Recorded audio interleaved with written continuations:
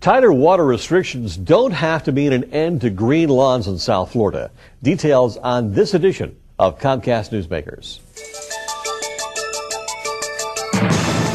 Bringing you the news and information you need from the people making a difference. This is Comcast Newsmakers.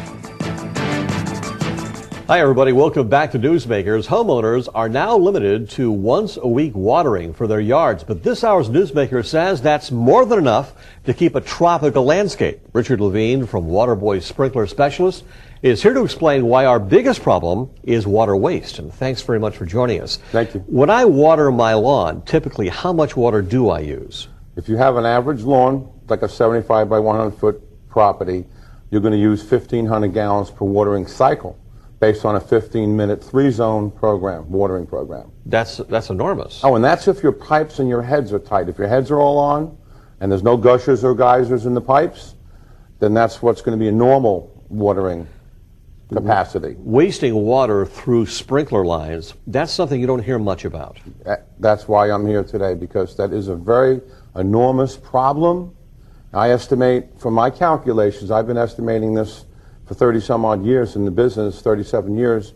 I've been keeping track and looking at how much water is being wasted. I estimate over 1 million gallons a day are being wasted and not being used properly on the lawn and the landscape.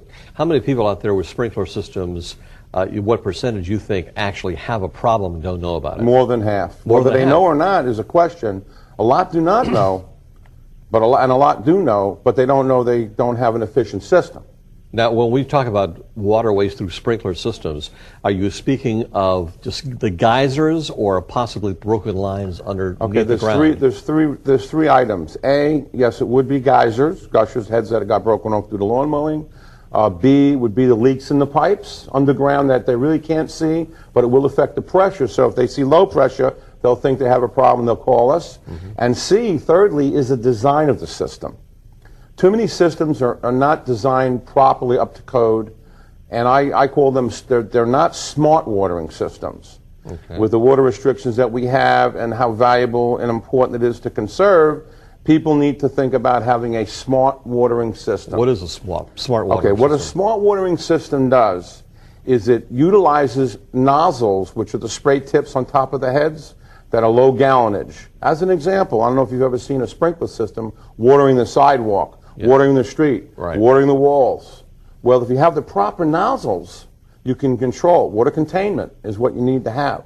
Not every irrigation company is aware of this, and they should be, because we can save 50% of the water on the property if we put smart sprinkler heads in.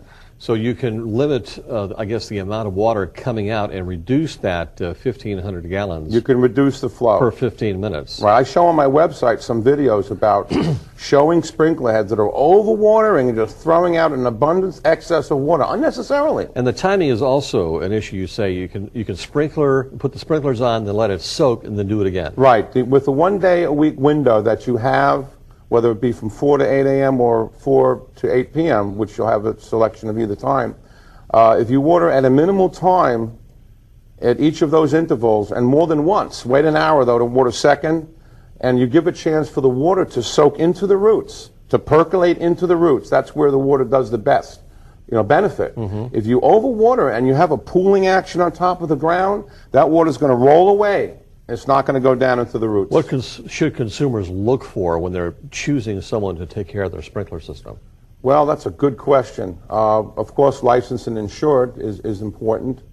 I would say the year's experience in the business. Mm-hmm. One of the best things that works for us is recommendations, referrals, that sort of thing. And as far as watering your lawn once a week, now should you do differently as far as mowing your lawn, as far as the height of the grass? I recommend, and other people recommend, that you keep the blade high at the maximum height, because the higher the grass, the more shading that you get, which will allow will protect the roots. Okay. All right. Well, thank you very much. This hour's newsmaker, Richard Levine, with tips to help homeowners on how to water their lawn during a water crisis.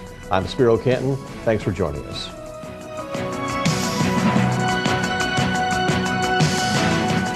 The preceding has been a presentation of Comcast Newsmakers. And now, back to CNN Headline News.